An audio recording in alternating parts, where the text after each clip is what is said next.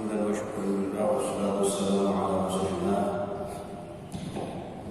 سيدنا مولانا محمد وعلى آله وأصحابه ولا حول ولا قوة إلا بالله رب اشرح لي صدري ويسر لي أمري واحلل عقدة من لساني يفقهوا قولي ربنا افتح بيننا وبين قومنا بالحق وأنت خير الفاتحين آمين يا رب العالمين. Wa'alaikum warahmatullahi wabarakatuh. Supaya bisa menjaga jemaah masjid dan takwa dan semoga saya insyaallah dimuliakan Allah Subhanahu wa taala. Senantiasa kita bersyukur kehadirat Allah. Masih diberikan sehat walafiat, diberikan kesempatan untuk beribadah dan taat. Mudah-mudahan ibadah kita dirimba Allah Subhanahu wa taala.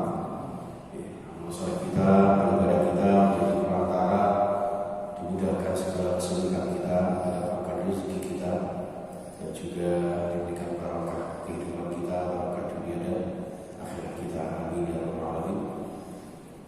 Salawat serta salam kita aturkan kepada kita Muhammad sallallahu alaihi wasallam.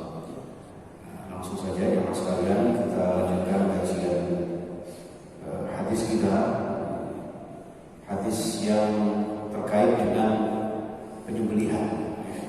Masih tentang penyembelihan. Wa an Abi Sa'id Al-Khudri radhiyallahu anhu qala Rasulullah sallallahu alaihi wasallam. Rasulullah sallallahu alaihi wasallam bersabda, "Zakatul janin zakatul ummi." Rawahu Ahmad wa Sahhahu Ibnu Hibban. Wa an Abi Sa'id dari Abi Sa'id radhiyallahu anhu menyampaikan suatu hadis Rasulullah, beliau bersabda, zakatul janin, untuk menyembelih janinnya, zakatul ummihi, yaitu dengan menyembelih induknya. Artinya kalau induknya mati berarti janinnya juga mati. Kalau kita ingin menyembelih janin yang ada di perut, itu kandungannya satu binatang ternak, ya, maka ya dengan menyembelih induknya itu. Hadis berikutnya, Ibnu Abbas radhiyallahu anhu, dari Abdullah bin Abbas radhiyallahu anhu, anna Nabi sallallahu alaihi wasallam, sesungguhnya Nabi Muhammad sallallahu alaihi wasallam qala, dawuh sabda Nabi Muhammad, al-muslimu yakfihi ismuhu. Jadi al-muslimu, seorang muslim itu yakfihi, mencukupi, apa ismuhu, ya, yaitu dengan namanya. Artinya dengan apa itu, label kalau jenengan sebagai seorang muslim, dengan karakter kita, dengan agama kita yang sudah beragama Islam, maka cukuplah untuk menjadi syarat sahnya penyembelihan binatang. Jadi hadis ini berarti jamaah sekalian, seorang muslim itu sebetulnya tidak diharuskan untuk menyembelih binatang dengan membaca bismillah, dengan menyebut nama Allah. Maka di sini fa inna siya ayyusammiya hina yadbahu falyusammi summa liyakul. Maka dari itu ketika ada seorang muslim yang menyembelih ayam, ya, tapi lupa, ya, siapa itu misalnya Mas, siapa itu saya lupa namanya. Saya aku latihan jenengan ini. Saya ini sih gampang-gampang Pak Edi, Pak Ahya. Misalnya Pak Mutakin, ya, nyembelih ayam, lali, gak mau coba bismillah, ya. Aku mau kok. Jadi misalnya sudah kami dimasak sama ibunya, begitu dimasak, dimakan, aku nyembelih kok lali, kalau acara bismillah apa enggak? Nah itu langsung saja bismillahirrahmanirrahim, terus dimakan. Itu halal, ya. Itu boleh. Jadi tidak harus dibacakan bismillahirrahmanirrahim. Itu. Ini dari sebuah riwayat yang sahih, ya. Walaupun seorang sanadnya ini, ya, dalam riwayat Daruqutni ini ada seorang sahabat bernama Muhammad bin Yazid bin Sinan. Muhammad bin Yazid ini sahabat yang tidak seberapa kuat hafalan hadisnya, tapi jujur, ya, jadi wa huwa saduqun dhaiful hifdzi, dia itu seorang yang terkenal jujur walaupun lemah hafalannya, sehingga hadisnya dianggap sahih oleh Imam Ad-Darqutni dan juga disahihkan oleh beberapa ulama hadis karena dengan alasan dari syarat Abdullah bin Abbas, di mana Abdullah bin Abbas itu seorang yang sangat-sangat dekat dengan Rasulullah Shallallahu Alaihi Wasallam. Nah, di sini jamaah sekalian terjadilah perbedaan pendapat para ulama. Kalau sebagian besar ulama mazhab Hanafi, Maliki dan Hambali ya jelas-jelas menyatakan bahwa menyembelih binatang yang tidak disembelih dengan nama Allah itu tetap tidak boleh.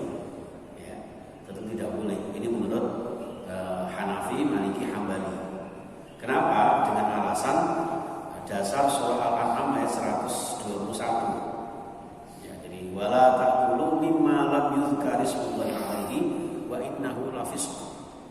Jadi wala ta'kulu, dan janganlah kalian makan mimma lam yuzkar ismullah alaihi, dari binatang ternak yang dari binatang halal yang disembelih tidak menyebut nama Allah. Wa innahu lafisqun, karena penyembelihan yang tidak disebutkan asma Allah itu adalah sebuah kefasikan, sebuah kerusakan. Nah, sementara Imam Syafi'i, jamaah sekalian, Imam Syafi'i dan jumhur ulama itu ya kebanyakan ulama atau kesepakatan atau konsensus ulama, itu mereka memperbolehkan.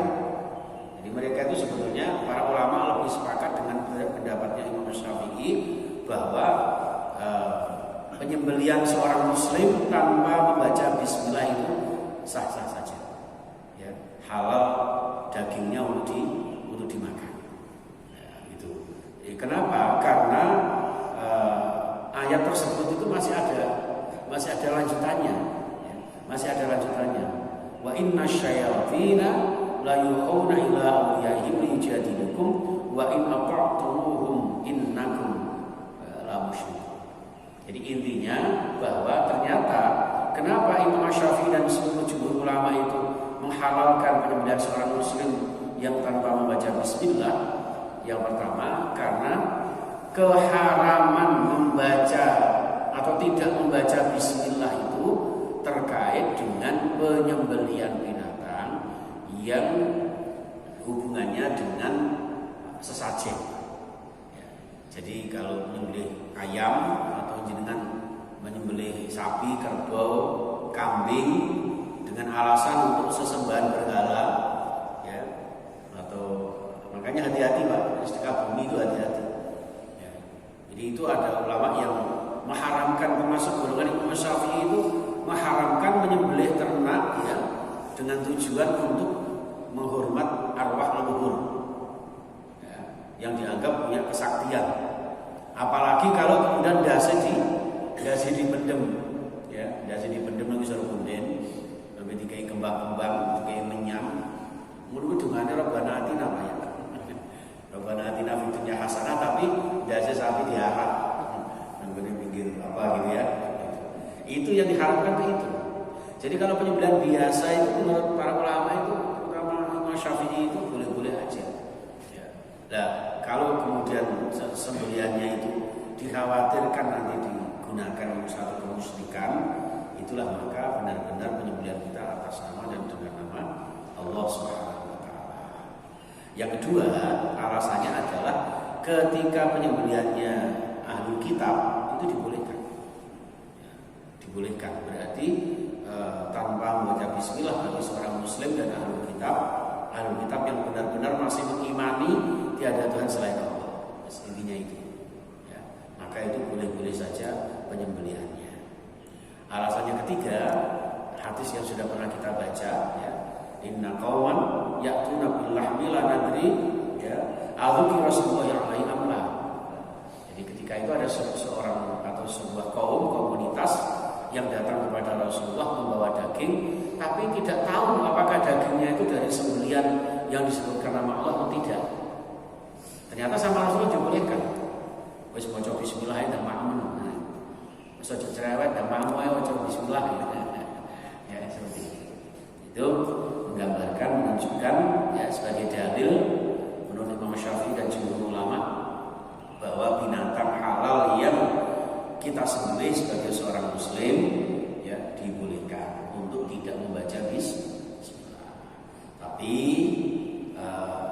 di dalam satu kitab yang di situ disebutkan hasyiah ya, itu untuk hati-hatinya tetap bacakan bismillah sholawat gitu. Itu walaupun kita seorang muslim menyebutnya dengan bismillah sholawat ya dapat barokahnya lah. Walaupun binatangnya sah, tapi dengan baca bismillah dengan sholawat insya Allah penyembelihannya lebih barokah ya.